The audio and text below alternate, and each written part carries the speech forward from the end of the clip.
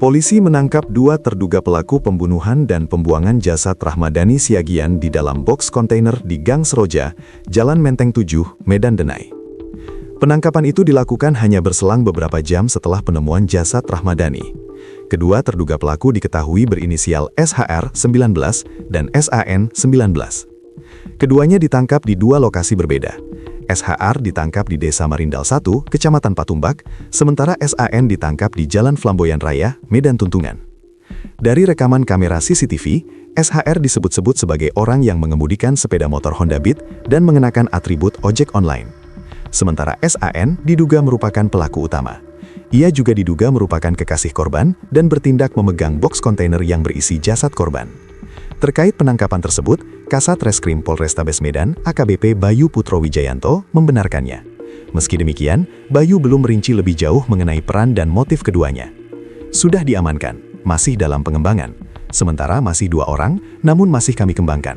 Keduanya masih remaja, ujarnya, Rabu 11 Maret 2026.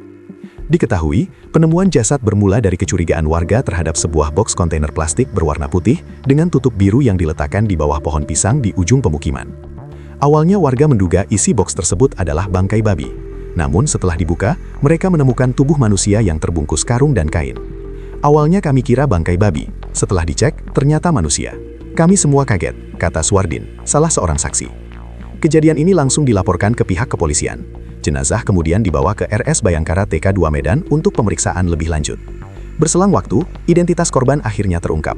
Dia adalah Rahmadani Siagian, berusia sekitar 20 tahun. Rahmadani baru saja menetap di kota Medan. Ia berasal dari Kabupaten Labuhan Batu Utara. Rahmadani bekerja di sebuah toko ponsel di kota Medan.